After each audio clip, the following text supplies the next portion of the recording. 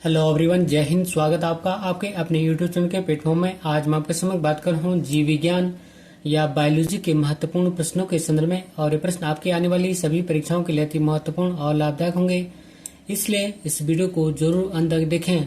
और first question है कि जीव विज्ञान का जनक या फादर ऑफ बायोलॉजी किसे कहा जाता है? तो इसका आंसर है ऑप्शन बी, अरस्तु को। और अरस्तु को जीव विज्ञान या बायोलॉजी का जनक या फादर ऑफ बायोलॉजी कहा जाता है। और अरस्तु को ही जंतु विज्ञान या जूलॉजी का जनक या फादर ऑफ जूलॉजी भी कहा जाता है। और एक बार पुनः रिपीट करता हूँ कि अरस्तु को जीव विज्ञान का जनक या फादर ऑफ बायोलॉजी कहा जाता है। और अरस्तु को ही जंतु विज्ञान या जूलॉजी का जनक या फादर ऑफ जूलॉजी भी कहा जाता है। और नेक्स्ट महत्वपूर्ण प्रश्न के जंतु विज्ञान अध्ययन करता है, तो इसका आंसर है ऑप्शन सी, जीवित व मृत जानवरों दोनों का। अर्थात जंतु विज्ञान अध्ययन करता है जीवित व मृत जानवरों दोनों का। और जंतु विज्ञान के अंतर्गत जीवित व मृत जानवरों का विस्तृत अध्ययन किया जाता है। और जंतु विज्ञान जीव विज्ञान की एक प्रमुख शाखा है जिसके जनक अरस्तु माने जाते हैं। और नेक्स्ट क्वेश्चन है कि लाल रक्त कणिकाओं या आरबीसी का निर्माण हमारे शरीर में कहाँ पर होता है? तो इसका आंसर है ऑप्शन सी, अस्थि मज्जा या बोन मेरो में। अर्थात लाल रक्त कणिकाओं या रेड ब्लड कॉर्पसल्स का निर्माण हमारे शरीर में अस्थि मज्जा में होता है। और आरबीसी को एरिथ्रोसाइटस के नाम से भी जाना जाता है। और आरबीसी में हीमोग्लोबिन पाया जाता है। और नेक्स्ट महत्वपूर्ण प्रश्न के राइबोसोम निम्नलिखित में से क्या कार्य करता है? तो इसका आंसर है ऑप्शन ए, प्रोटीन का संश्लेषण।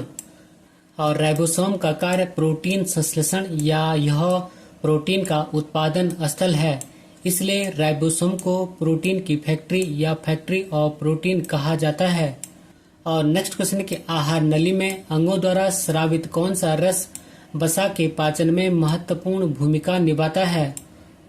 तो इसका आंसर है ऑप्शन सी, पित्त रस, अग्नाशयी रस।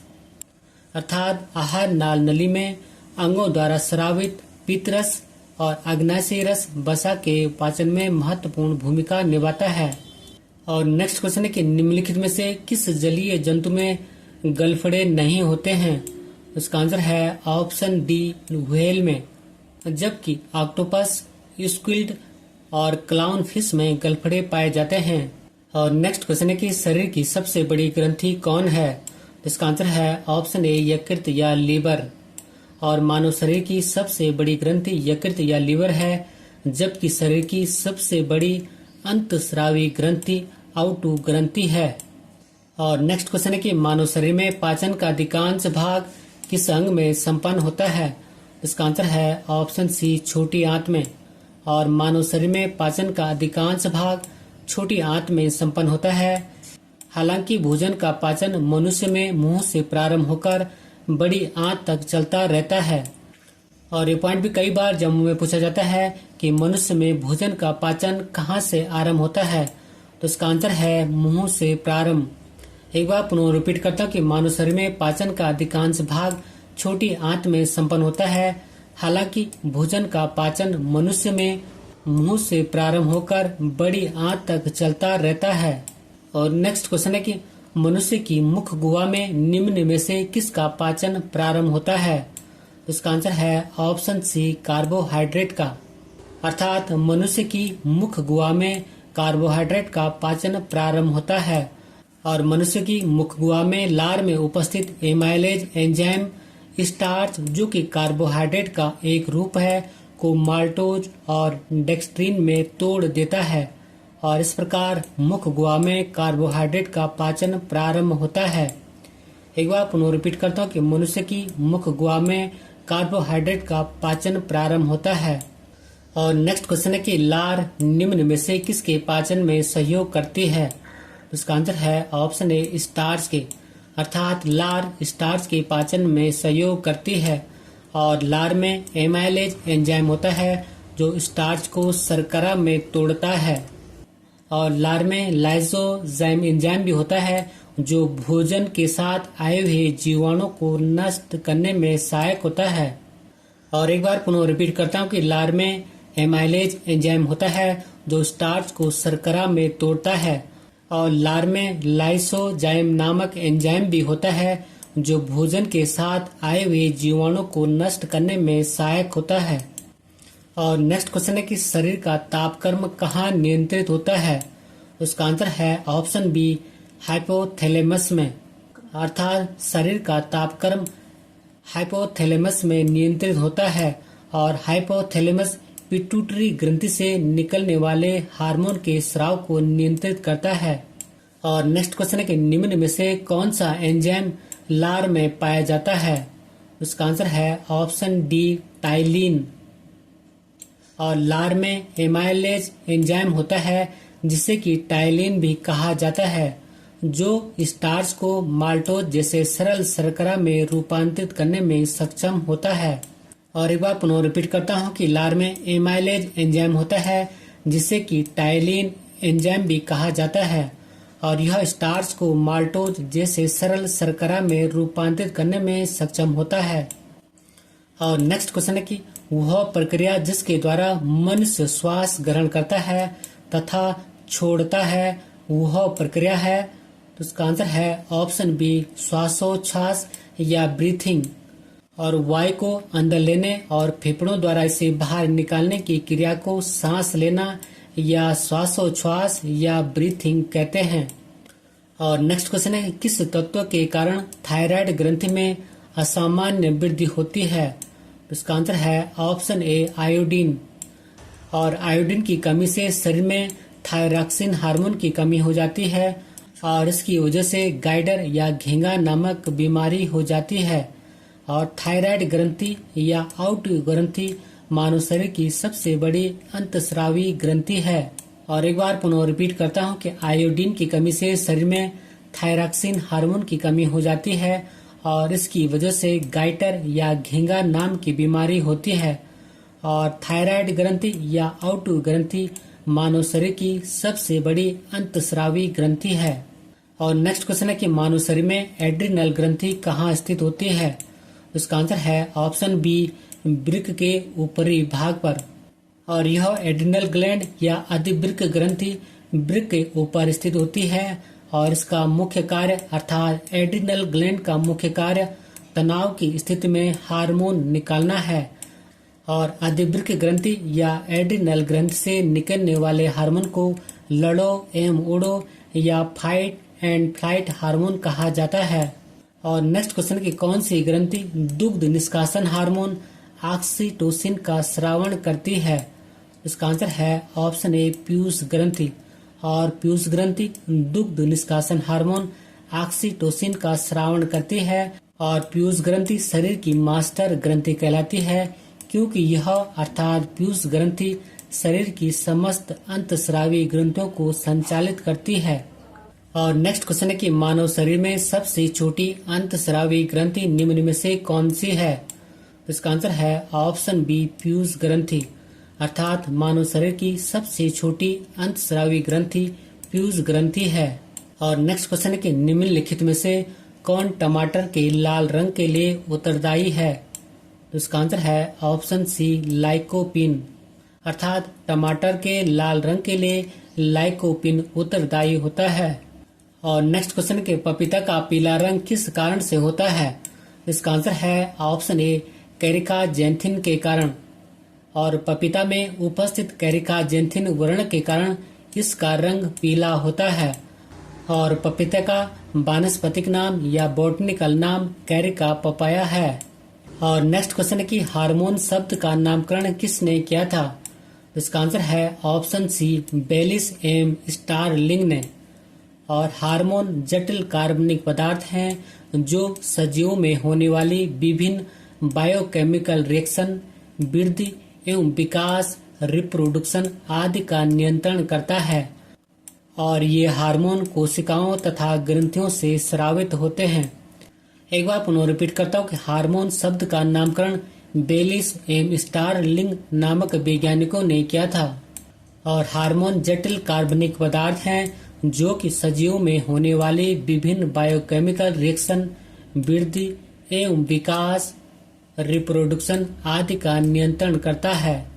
और ये हार्मोन कोशिकाओं तथा ग्रंथियों से स्रावित होते हैं। और नेक्स्ट क्वेश्चन है कि गुर्दे या किडनी की कार्यात्मक इकाई कौन सी है? इसका आंसर है ऑप्शन सी नेफ्रॉन। और यह मूत्र निर्माण का कार्य करता है और नेफ्रॉन में ब्राउमेन कैप्सूल पाया जाता है जो रक्त को छानने का कार्य करता है। एक बार पुनः रिपीट करता हूँ कि गुर्दे की कार्यात्मक इकाई या किडनी की कार्यात्मक इकाई नेफ्रॉन होती है। और नेक्स्ट क्वेश्चन है कि दुनिया का सबसे बड़ा पुष्प कौन सा है? इसका आंसर है ऑप्शन सी रेफ्लेसिया। अर्थात दुनिया का सबसे बड़ा पुष्प रेफ्लेसिया है। और नेक्स्ट क्वेश्चन है कि मानव शरीर का सबसे कठोर भाग है। इसका आंसर है ऑप्शन सी इनेमल। अर्थात मानव शरीर का सबसे कठोर भाग इनेमल है। और मानव शरीर के सबसे कठोर भाग दांत का इनेमल होता है। बात करूं मैं दांतों के संदर्भ में, दांत 4 प्रकार के होते हैं। फर्स्ट है कृतक, सेकंड है रदनक, और थर्ड है अग्रचर्वणक, और फोर्थ है चर्वण। और एक बार पुनः रिपीट करता हूँ कि मानव शरीर का सबसे कठोर भाग दांत का इनेमल होता है। और नेक्स्ट क्वेश्चन है कि टेस्टोस्टेरोन हार्मोन कहाँ स्रावित होता है? इसका आंसर है ऑप्शन बी वृषण में। और पुरुषों के वृषणों में टेस्टोस्टेरोन हार्मोन स्रावित होता है और इसे पौरुष विकास हार्मोन भी कहते हैं। और नेक्स्ट क्वेश्चन है कि प्रकाश संश्लेषण या फोटोसिंथेसिस होता है। इसका आंसर है ऑप्शन सी क्लोरोप्लास्ट में। और क्लोरोप्लास्ट में जैव रासायनिक क्रिया प्रकाश संश्लेषण या फोटोसिंथेसिस संपन्न होती है।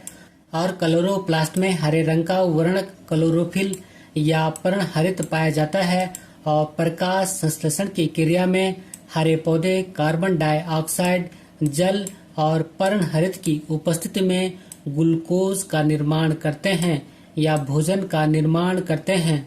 एक बार पुनः रिपीट करता हूँ, प्रकाश संश्लेषण या फोटोसिंथेसिस की प्रक्रिया क्लोरोप्लास्ट में होती है।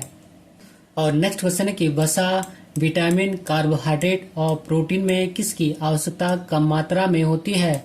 इसका आंसर है ऑप्शन बी विटामिन की। और विटामिन एक कार्बनिक पदार्थ होते हैं और विटामिन हमारे शरीर में रोगों से रक्षा करने का कार्य करते हैं। और ये दोनों पॉइंट इम्पोर्टेंट हैं। एक बार पुनः रिकॉल करता हूँ कि विटामिन कार्बनिक पदार्थ होते हैं और विटामिन हमारे शरीर में रोगों से रक्षा करने का कार्य करते हैं। और नेक्स्ट क्वेश्चन है कि रुधिर स्कंदन में कौन सा विटामिन प्रभावी होता है? इसका आंसर है ऑप्शन डी विटामिन के। अर्थात रुधिर स्कंदन में विटामिन के प्रभावी होता है। और नेक्स्ट क्वेश्चन है कि दृष्टिवर्धक रोडोप्सिन के संश्लेषण में कौन सा विटामिन सहायक होता है? इसका आंसर है ऑप्शन ए विटामिन ए। और विटामिन ए वसा में घुलनशील विटामिन है और विटामिन ए की कमी से रतौंधी और जीरोपैथेलमिया नामक रोग होता है। और नेक्स्ट क्वेश्चन है कि हीमोग्लोबिन क्या है?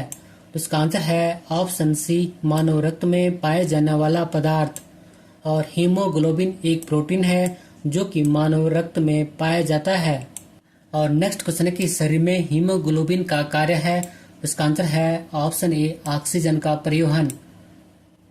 और हीमोग्लोबिन ऑक्सीजन का फेफड़ों से ऊतकों तक परिवहन करता है और हीमोग्लोबिन ऊतकों से फेफड़ों तक कार्बन डाइऑक्साइड का परिवहन करता है।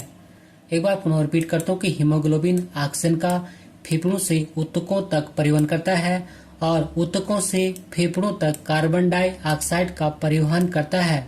और नेक्स्ट क्वेश्चन के केसर मसाला या सैफरन स्पाइस बनाने के लिए पौधे का निम्नलिखित में से कौन सा भाग उपयोग में लाया जाता है? इसका आंसर है ऑप्शन डी वर्तिकाग्र या स्टिग्मा। और सैफ्रॉन क्रोकस नामक पौधे के फूल के वर्तिका तथा वर्तिकाग्र से केसर मसाला प्राप्त किया जाता है। और नेक्स्ट क्वेश्चन है कि नदी में जल प्रदूषण के निर्धारण के लिए घुली हुई मात्रा मापी जाती है। इसका आंसर है ऑप्शन डी ऑक्सीजन की। अर्थात नदी में जल प्रदूषण के निर्धारण के लिए ऑक्सीजन की घुली हुई मात्रा को मापा जाता है। और नेक्स्ट क्वेश्चन है कि वयस्क मानव के शरीर में हड्डियों की संख्या कितनी होती है?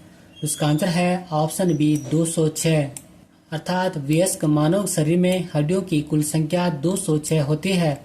और मानव शरीर की सबसे लंबी हड्डी जांघ की हड्डी फीमर है, जबकि मानव शरीर की सबसे छोटी हड्डी कान की हड्डी स्टेपीज है।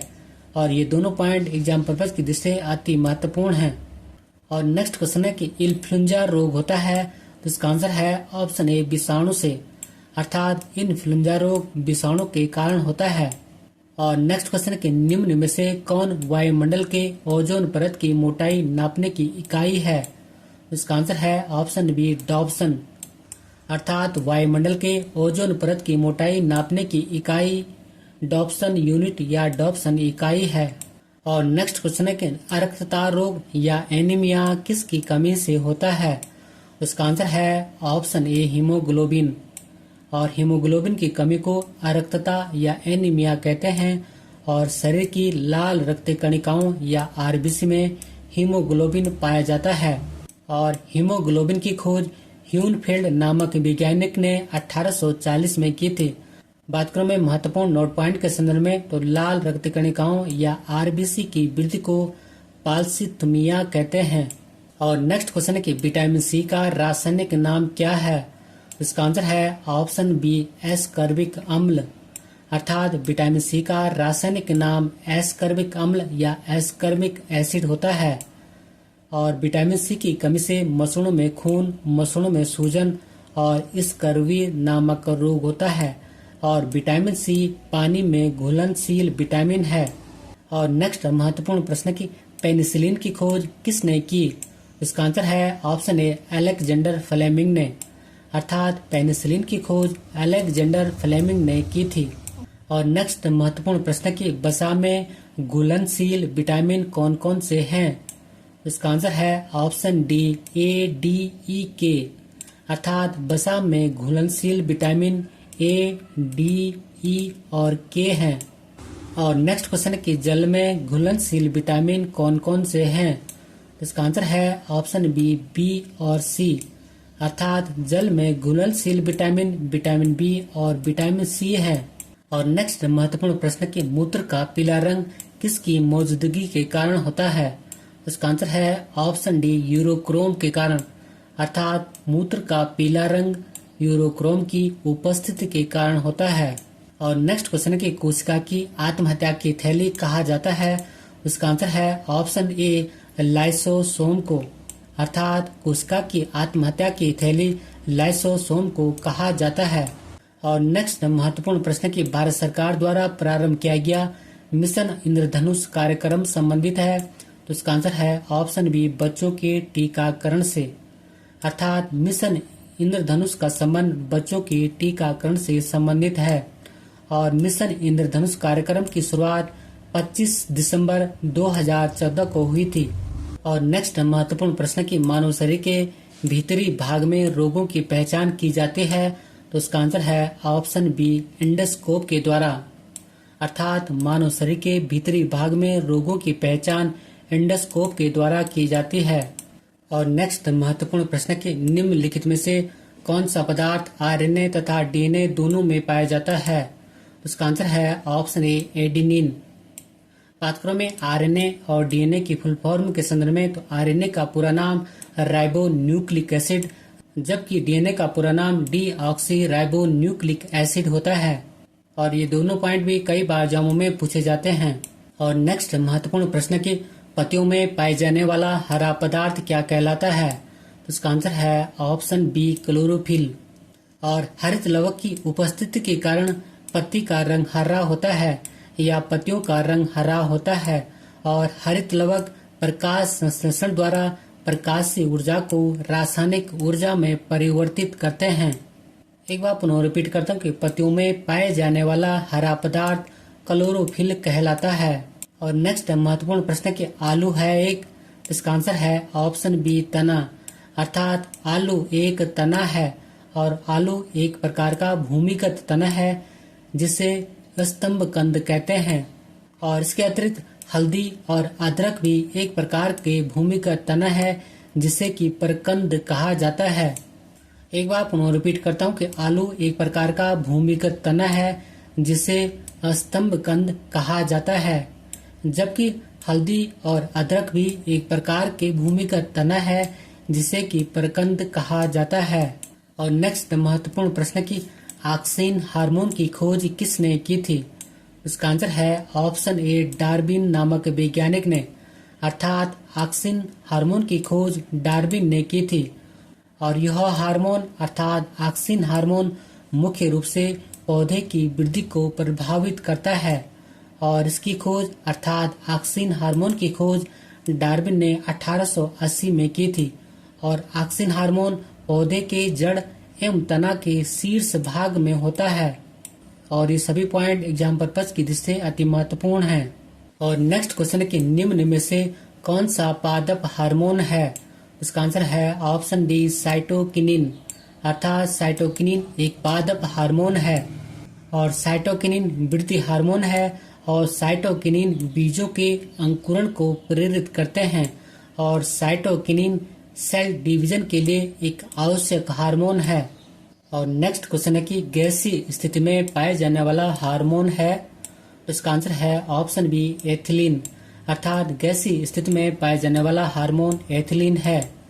और इस हार्मोन का निर्माण अर्थात एथिलीन का निर्माण पौधे के प्रत्येक भाग में होता है। और एथिलीन हार्मोन फलों के पकने में मदद करता है या एथिलीन फलों के पकने में मदद करता है। और नेक्स्ट महत्वपूर्ण प्रश्न है कि आंखों के डॉक्टर को क्या कहा जाता है? इसका आंसर है ऑप्शन ए, ऑप्थेल्मोलॉजिस्ट, अर्थात आंख के डॉक्टर को ऑप्थेल्मोलॉजिस्ट कहा जाता है। मूत्र रोग के डॉक्टर को यूरोलॉजिस्ट कहा जाता है। लीवर के डॉक्टर को हेप्टोलिस्ट कहा जाता है। हड्डी के डॉक्टर को ऑर्थोपेडिस्ट कहा जाता है। नसों के डॉक्टर को न्यूरोलॉजिस्ट कहा जाता है। और फेफड़ों के डॉक्टर को पल्मोलॉजिस्ट कहा जाता है। और नेक्स्ट महत्वपूर्ण प्रश्न है कि विटामिन डी का रासायनिक नाम क्या है? उसका आंसर है ऑप्शन बी, कैल्सीफेरोल, अर्थात विटामिन डी का रासायनिक नाम कैल्सीफेरोल है। नेक्स्ट क्वेश्चन है कि जैव कोशिका का कौन सा भाग पावर हाउस कहलाता है? इसका आंसर है ऑप्शन सी, माइटोकॉन्ड्रिया, अर्थात जैव कोशिका का पावर हाउस माइटोकॉन्ड्रिया कहलाता है। और माइटोकॉन्ड्रिया की खोज अल्टमैन नामक वैज्ञानिक ने 1890 में की थी। और क्रेब्स चक्र नामक क्रिया माइटोकॉन्ड्रिया में ही संपन्न होती है। और कई बार एग्जामों में पूछा भी जाता है कि क्रेब्स चक्र की क्रिया कहाँ संपन्न होती है, तो इसका आंसर होगा माइटोकॉन्ड्रिया। और नेक्स्ट क्वेश्चन की कुनेन जो कि मलेरिया के इलाज में प्रयोग की जाती है, सिनकोना पादप के किस भाग से आती है? उसका आंसर है ऑप्शन डी, छाल। और कुनेन मलेरिया के उपचार के लिए एक प्रमुख औषधि है जिसे कि सिनकोना नामक पौधे की छाल से प्राप्त किया जाता है। और नेक्स्ट महत्वपूर्ण प्रश्न की चट्टान पर उगने वाले पादप कहलाते हैं। उसका आंसर है ऑप्शन डी, सेलोदभिद या लिथोफाइटस, अर्थात चट्टान पर उगने वाले पादप सेलोदभिद या लिथोफाइटस कहलाते हैं। और अंत में एक महत्वपूर्ण अभ्यास प्रश्न आपके लिए है। और अभ्यास प्रश्न की लाल रक्त कणिकाओं या आरबीसी का निर्माण हमारे शरीर में कहाँ पर होता है? और इसी क्वेश्चन के साथ मैं अपनी वीडियो को समाप्त करता हूँ। यदि आपको मेरा वीडियो को कंटेंट अच्छा लगे तो वीडियो को लाइक, शेयर और सब्सक्राइब करना न भूलें। मिलते हैं जल्दी नेक्स्ट वीडियो में। Thank you for watching. God bless you. जय हिंद।